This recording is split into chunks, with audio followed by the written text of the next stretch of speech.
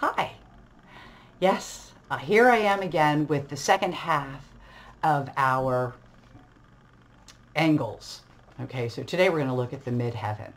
So I want to point out that a lot of the examples that I'm using are with the permission of, though I'll never give away any more personal information than this, clients that I have. So much of the information that I'm sharing with you comes directly from someone's actual chart. I want to start by saying that because it's a way of saying thank you to all of you guys who know who you are, that I'm sharing your information. Now, I also want to point out what we're going to be discussing today in a visual sense, okay? So, not the best. I didn't see that till I printed it out, but we're going to be looking at the 10th and the 4th, so the line that goes up and down the chart. The irony is, as you look at this, and some of you, especially those of you who do already practice astrology, will notice it's a flipped chart, okay? So apparently, time of day that I printed it off, maybe it was a transit chart, Libra was the rising instead of Aries, so the whole chart is flipped, which today we're going to be talking about the Capricorn, Cancer, okay, houses. Last time we spoke about the Aries, Libra, and I should have gone into that a little bit more. I think that the reality of that, I'll quick catch you up and I'll use it, is that Aries is the I am. Aries, okay, bigger than life, Aries. Okay, so Aries is one of the, key elements of Aries, can be applied to everything we think about when it comes to the cusp of the first house, which is the ascendant or the rising of the chart, okay? I am this person, okay? The other side of that chart then would be Libra. And what we all know about Libra is it's not only the ruler of Venus, but it's about relationships, also finances, but that cusp of that 7th house. So just briefly running, that's what we talked about last time. Today what I'd like to talk about is the 10th house cusp, the midheaven, which of course is Capricorn, ruled by Saturn, and the 4th house, which is Cancer, ruled by Moon. Okay, now as I say that, it makes it obvious that father, midheaven, mother, IC, nadir, you'd think. Okay, in 1910, they did not see it that way. So it's really interesting. I'd love to read more about why they say that. But I like my old books. They're wonderful, and they're wonderful resources. And it's always interesting to see their perception on things. So I had to share that. So as we're moving into the midheaven, and we're looking at what is a midheaven, especially if you don't know, what is a midheaven? Okay, if the cusp of the first house is I am, and then the cusp of the 7th house is we are, okay, the cusp of the 10th house is I am on steroids in a sense, because that's the part that you bring to the world. That's who you present to the world. It's your social status. It's your career. It's your future in a sense. So it's how we apply ourselves to the outer world, okay? Because when you look at the ascendant, that's you, that's your personality, but it's not the professional you. And in a lot of people, when I say that, they know exactly what I'm talking about. So the professional you, the person with the goals and the aspirations, and that person is actually the midheaven. The midheaven is made up of an IC or a nadir. And that represents where you came from, how you grew up, your parents. It's really interesting how they've gotten switched over time, but to me it makes perfect sense. And I would imagine to any modern astrologer, it makes sense this way. So we're going to go about it as we are modern astrologers. And we're going to look at how the midheaven, the father, affects us in our career, and we'll also look then at the mother, or how we grew up, what our family situation was, creates that for us. Okay? So I do want to point out, before I get really into this, that when you start looking at midheavens, ascendants, nadirs, descendants, if you will, you're looking at timed accuracy, okay? If you don't have a time, You can work a lot of things from just the sun, and I'll do some video clips on that in the future. That's actually some of my next projects that I'm thinking about. But right now, we need accurate time to come up with the midheaven and ascendant because they are time dependent. They are what is based in the time itself. They also set the chart up. Now, what I mean by that is the houses, okay? It's not always important, and we work around it all the time in astrology, but I do want to point that out. Now, unless you don't have a time and you're dealing with a solar or a lunar return, oh, then you can. Then the midheaven, the ascendant will mean a lot because we're not basing that actual chart in that time. We're basing it on a moon time. So that can be a little bit easier to work with, or the sun time in the solar. Now, if you are an astrologer, don't shy away from even looking at the noon charts because it is amazing what you can glean from them as well. But I did want to stress that. Now, in order for us to really understand this, I want to use some examples. And obviously you can tell I'm itching to get to that. Okay. So let's talk about starting with the obvious. Let's start with Palace. Palace is something that you might find in the chart at the midheaven. You might find it at the chart on the midheaven of a politician. It's a lot of strategy and planning, but it's also about people pleasing and saying the right things. So when I say strategy and planning, it can come right down to the actual presentation, meaning every word, every nod, okay, as it would be in that field. So that's an easy one, and I just kind of had to throw that out there because it's an obvious, and you'd be shocked at the amount of politicians that would have it here. Now, it's not to say they couldn't have it somewhere else and it be equally as strong. Like, you could probably have it at the IC coming from parents that were strategic in planning and perhaps taught you to be people pleasing. That is a quality that some families might value and teach. So it is very possible that either way it would work. You could even have the ascendant, and I go on and on. So the Palace is about people-pleasing skills, but she's also a warrior. Remember that. She's also a strategic warrior, okay? So she does really well in competition. Now, moving on, I used her as an example. I also used Juno. Juno is great because I'm going to use it in both the midheaven and the nadir. I have examples of both. There's no point not using them. Okay, so my first example, it falls in a chart where the person does work with partners, okay, or in partnerships. The partner is very important to partnerships. As a matter of fact, I don't know that this person would be able to work alone.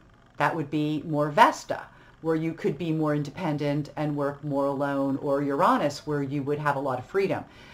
Not so with the Juno, okay?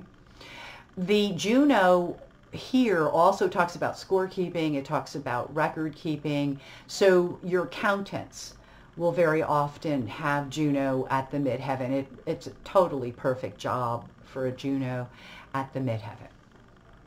But if you flip that coin over, and I know someone else who has Juno at the IC, now you're looking at somebody who does better when they live with somebody else, where they're, even in siblings, there's a sense that this person, on a personal level, you know, didn't even come in alone. Like there was a comment made about having a sibling immediately after, and also having two siblings, one of each Juno. So the two siblings can be two as in twins, and the association of twins can also be a factor with Juno because it is twins also, but it can also be one of each, like a boy and a girl. So it doesn't have to apply specifically to twins, but usually people, again, who have a stronger position here in childhood even, maybe had childhood friends, particularly in the very beginning of their life, that were twins. Maybe even they're in their family as siblings. So there's, depending on how it falls and how you read into it, you could figure that out. That would be pretty easy. So then I moved on, and oh, I gave another example, Cassandra. I know somebody with Cassandra at the midheaven, and there's a teaching concept behind Cassandra, that giving advice. Not everyone listens, it's Cassandra. But the idea of giving advice. The other part of Cassandra is that she can also be so involved, and this person has a connection between, there's an industria there, so there's this need to be productive. So this would be somebody that would teach lots of classes or instruct lots of people. And again, that would be something that you could see going back and forth from the chart, okay? Juno down there would mean they're meeting one-on-one. That this might be ideal versus classroom teaching. So you could find all this out by just kind of looking again in that axis and how is it described. So that's with Cassandra. Uranus is freedom needs. These people can also have sudden changes in their career that, you know, just bam, happen, okay? So Uranus is really interesting. I'm also going to talk about this one both ways. Uranus in a chart on the midheaven talks about career changes, the need for freedom in the autonomy of the job. So oftentimes these people might have jobs where they're on the road, such as in sales or service. There's more of an independence regarding their job, but they also could up and leave their job all of a sudden, or have things that happen where they end up not, you know, having that job anymore. Uranus at the IC, again, the family. These people probably come from non-traditional houses. Let's just start with that. Not even, you know, this would be, you know, maybe somebody who lived out of a mobile home, maybe parents were, because of job, there were changes a lot. There's a sense of freedom within the family, probably because the uniqueness is supported so strongly. So this just gives you an idea. It doesn't necessarily mean that this person then when they get their job would have to have freedom, but it's very possible, it's very likely. So just knowing how different they can be from one to the other, it doesn't mean that they don't influence each other. It doesn't mean that they're not still a part of what that is. I mean, come on, if you grew up being a free spirit because that's what your family supported and you were allowed to do that, I just don't think you're going to work real well under a dictatorship where they micromanage. I'm just saying. So there is still going to be some influence, okay? So then I went on, where am I at here on my notes, to talk about Vesta, okay? And Vesta, I have a lot of examples of Vesta. Vesta is really interesting. It always gives you this concept of being focused and, you know, goal-oriented, to the point of almost being cold of emotion, but, you know, not necessarily, it's just where your focus is, your priorities. So if you have Vesta at the midheaven, your priority is your work and goals for real, and your demeanor would speak to that, the professionalism. But you know, this is also a service person. This is also a person who the idea of being of service to others, that's important. So the Vesta could come from also from the camaraderie of the people that they associate with in their work, because I've seen that as well, okay? Vesta at the IC is somebody who is close to their parents. That meaning they're friends, okay? So there's, maybe the parents were focused on work, somebody was, and how they countered it was by having a different relationship with that child.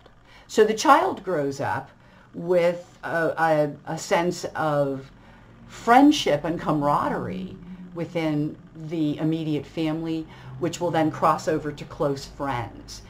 So here again, they might appear to be cold, and here's a case of where the family's off doing their own thing as individuals, but but that's okay, because that's all part of the uniqueness of the Vestan type of a family, the camaraderie. So I move on, okay, and I know somebody else. I know. Now I'm getting into some of my clients' funny stuff. Okay, one person starts over and over and again in a career. Okay, now it's the same job. Okay, it's just that there's a history of going back to it. Okay, maybe a different location. a variation on it. But you can be sure that with Sisyphus there, you're not going to have a straight-on career, and not without starting over, unless part of the job is about Sisyphus, which is continuously starting over. Okay? I'm not saying there aren't jobs like that, because I'm sure there are. The other situation that I used is I went to, somebody had Persephone, Persephone. Okay, I'm going to use both of them. It applies either way. They don't have both, but I'm going to use this because this was really good.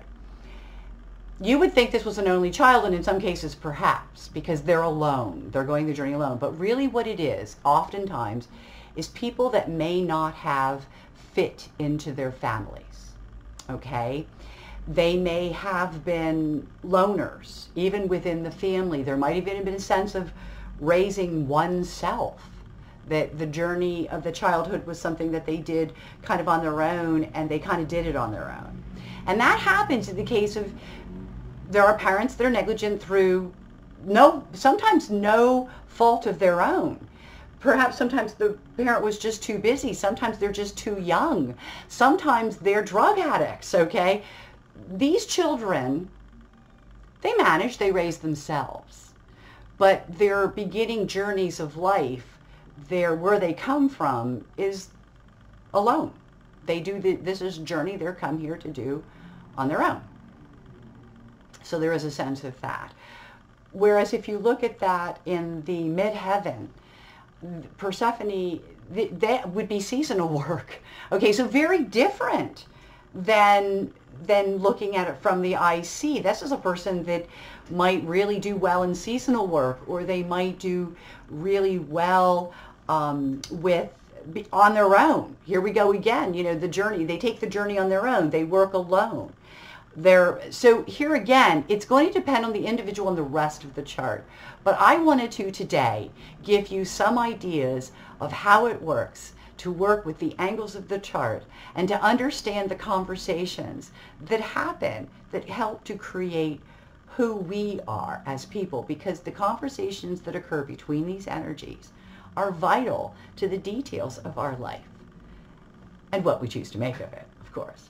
With that said, if you have any further questions, please check out my website at www.divinationcounselingservice.org. And there I'll have more written material on what I've just spoken about.